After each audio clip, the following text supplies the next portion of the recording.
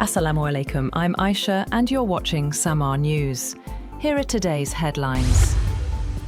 Foreign Minister Ishaq Dar and his Saudi counterpart, Prince Faisal bin Farhan, have held a crucial phone call, focusing on de-escalating rising tensions in the Middle East through a joint Pakistan-China peace initiative. Pakistan's Foreign Office said that during the call, both leaders exchanged views on the rapidly evolving regional situation and emphasized the urgent need for de-escalation and dialogue. A key focus of the discussion was the Pakistan-China five-point initiative, aimed at restoring peace in the Gulf and wider Middle East. The Saudi press agency also confirmed the talks, noting that both sides reviewed brotherly relations and agreed to maintain close coordination and consultation amid the crisis.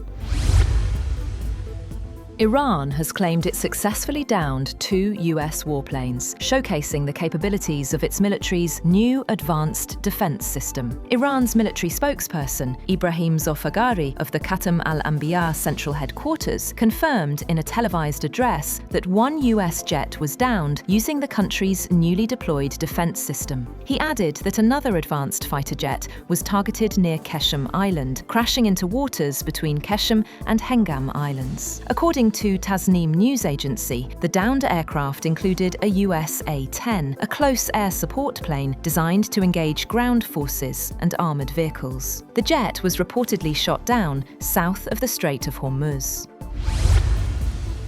Iranian authorities have rejected a 48-hour ceasefire proposed by the United States. Iran's Fars news agency reported that the ceasefire offer was made on April 2nd through an unnamed friendly country. The source told Fars that the US proposed the 48-hour pause in fighting in response to escalating tensions and challenges faced by US forces in the region. Instead of responding in writing, Tehran reportedly continued military operations on the ground, signaling its refusal to halt attacks. The source noted that US diplomatic efforts to stop hostilities have intensified, particularly after a reported strike on a US military depot in Kuwait.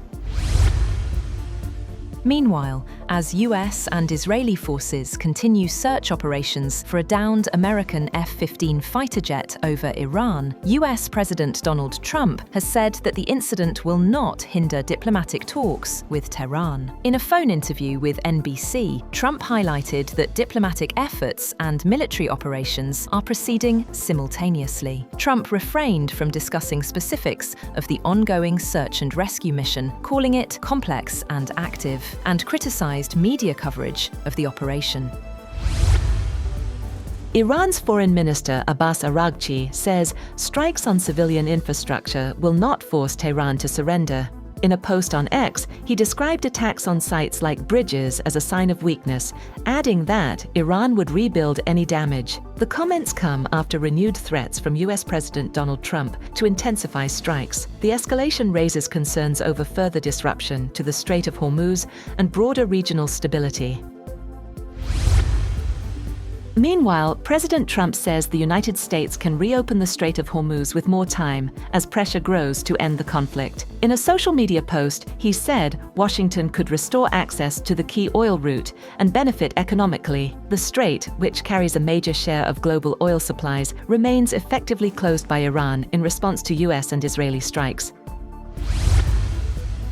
British prosecutors have said that they had charged 3 men in connection with an arson attack last month on Jewish community ambulances in North London. The Site Intelligence website has said an Iran-aligned multinational militant collective called Islamic Movement of the People of the Right Hand had claimed responsibility for the incident near a synagogue in the Golders Green area of London. Among the 3 men, aged 20, 19 and 17, 2 are British nationals, while the third is a dual British-Pakistani citizen.